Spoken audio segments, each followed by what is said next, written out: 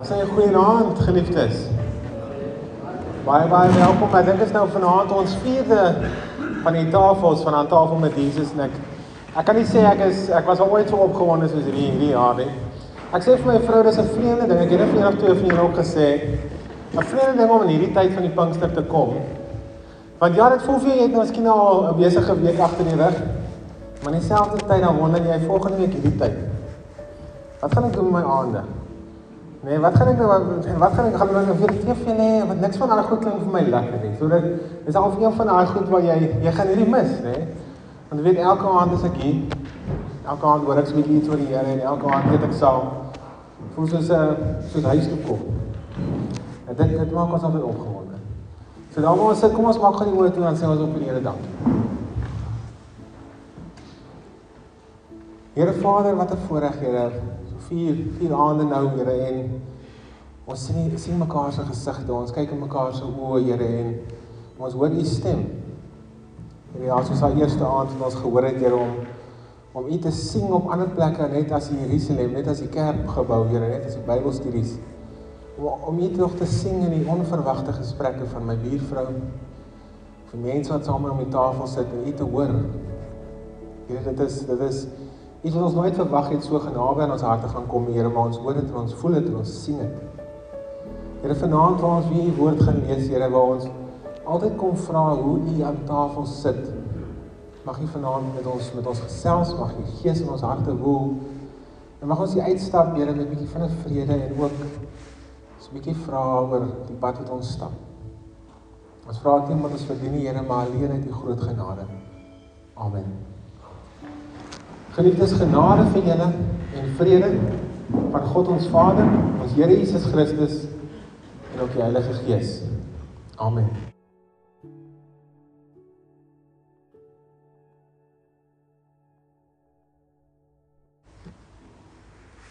Een van die wat saam aan tafel was, het dit gehoor en vir hom gesê: Gelukkig is die man wat aan die maaltyd in die koninkryk van God kan deelneem.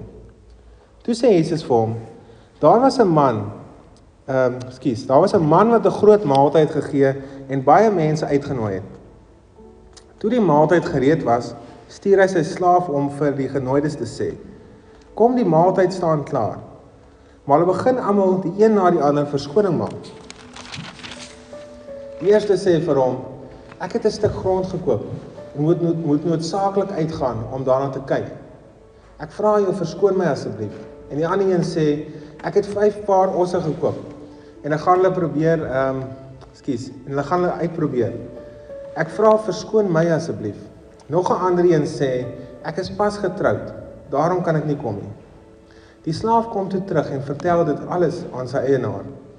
Toe word die man kwaad en sê vir sy slaaf: Gaan uit na die strate en die gangetjies van die stad en bring die armes en die krepeles en die blindes en die verlamdes hierheen. Later kom die slaaf en sê: Meneer, die opdrag is uitgevoer en daar is nog plek. Toe sê die man vir die slaaf: Gaan uit na die paaie en die lanings en dring by hulle daarop aan om in te kom, sodat my huis vol kan word. Dit verseker ek julle, nie een van die mense wat genooi is, sal sy mond aan my kos sit nie. Tot sover.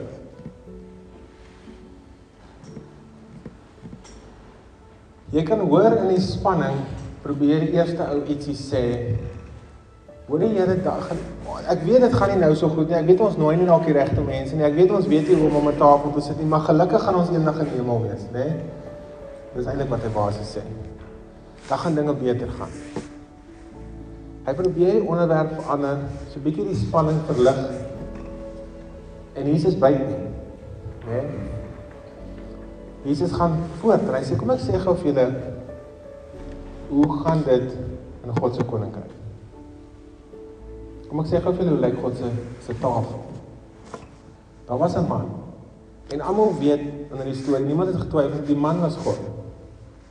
Daar was 'n man wat 'n klomp mense uitgenooi het, en hy het vir hulle gesê: Hoor, die tafel is gereed, kom asseblief, kom sit aan, kom kuier saam met my, kom vier saam met my fees. En een vir een het hulle verskonings gegee.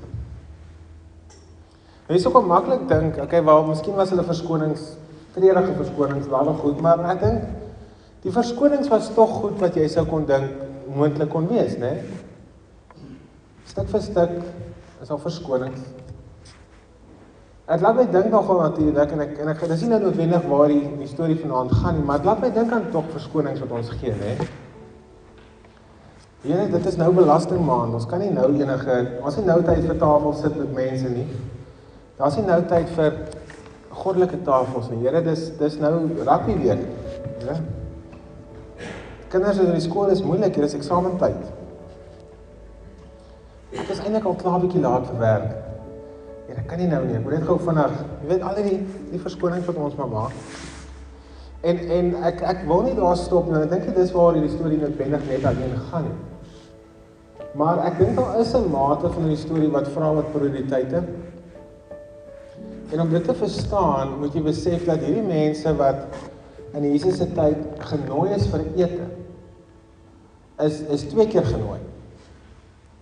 Die eerste keer is hulle genooi en gesê, hoorie, ek beplan 'n ete, ek wil julle graag uitnooi, sal julle deel wees van my feesviering? En dan sê hulle, ja, dis reg, dit sal lekker wees.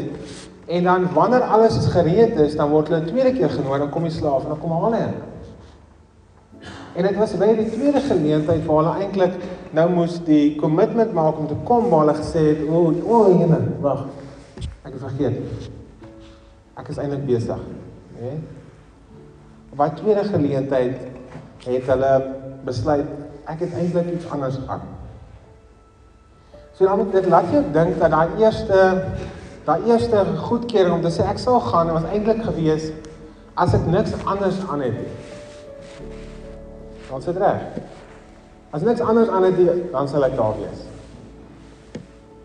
Dis my vreemde manier om te dink aan die pad wat ons saam met die Here stap.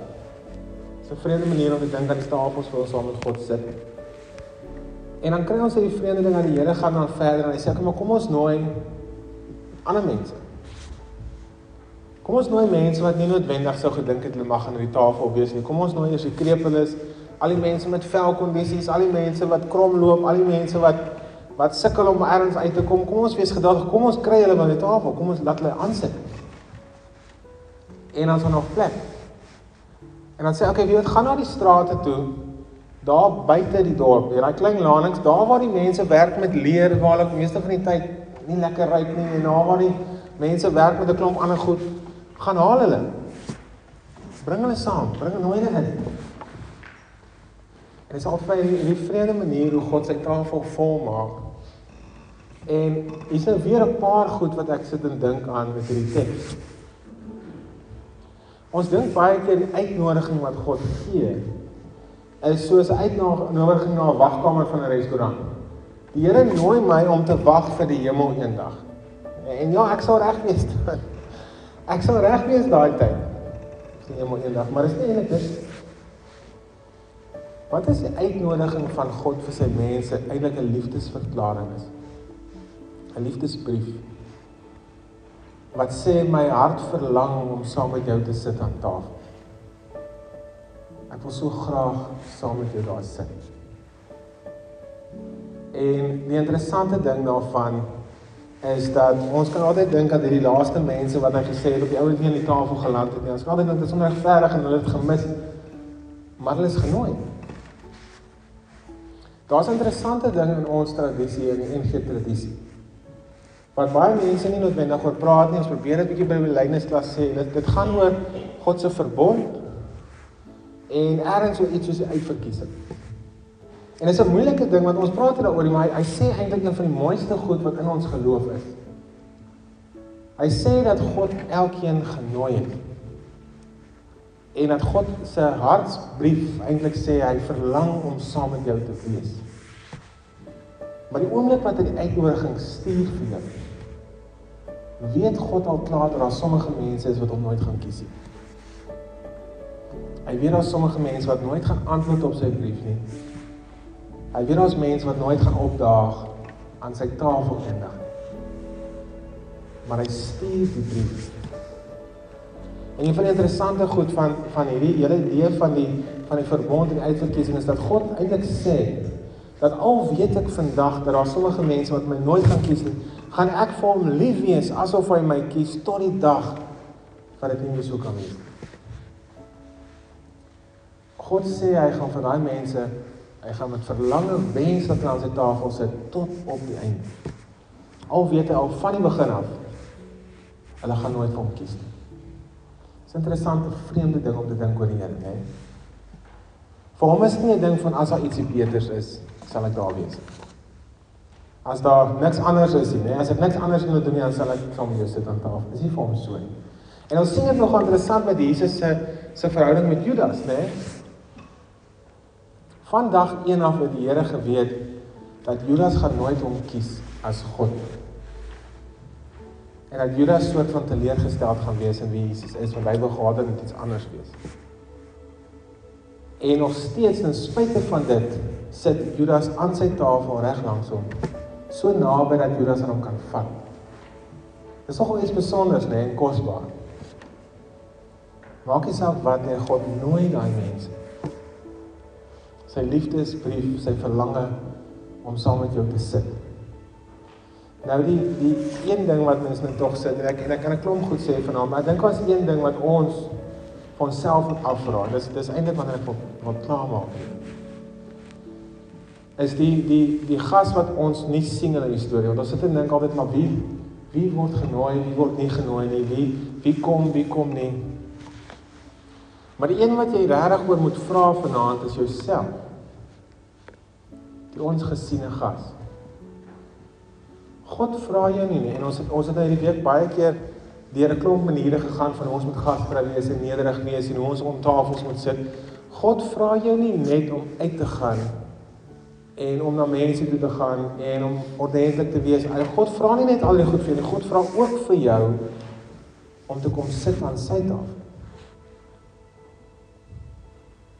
Hy vra vir jou om te kom sit. Om te kom deel wees van oomblikke met hom. Nou, hierdie vraag is die vraag wat ons vanaand mee moet sit, terwyl ons sop eet. Hoe sou my prentjie lyk in my lewe, waar ek gaan sit aan God se tafel sonder skuld en sonder spyt? Hoe sou Armando lyk in daai storie? Hoe sou dit lyk vandag vir jou, om te gaan sit aan God se tafel? Om uitgenooi te wees, en om te gaan. Hoe sou dit lyk? So vanaand se storie gaan baie keer oor saam met wie eet God en hoe eet God. God verbaas ons deur te sê sy tafel is altyd voller as wat ons ooit gedink het dit sal wees. En interessant genoeg, ek dink ek het 'n beeld nydag gehoor het gesê die tafel van God het wielietjies, né? Hy's mobile. So dis nie dat hy net sit en vra almal asseblief kom nie, hy's op pad tussen jou en hy kom haal jou waar jy is, hy soek jou daar. En soos ons hierdie verhaal gehoor het in die week, God wil nie hê jy moet kom sit en net kom deelneem in sy storie. Hy wil net deelneem met jou persoonlikheid en met jou goed wat jou opgewonde maak. Jy moet deel raak van die plas. Hy wil nie hê jy moet daar aan die verkant van die tafel sit en kom sit langs my. Kom ons doen dit. Hoe sal dit vandag vir my lyk om God se uitnodiging te aanvaar en te sê ek kom sit vandag net by U? Kom ons sê die woord.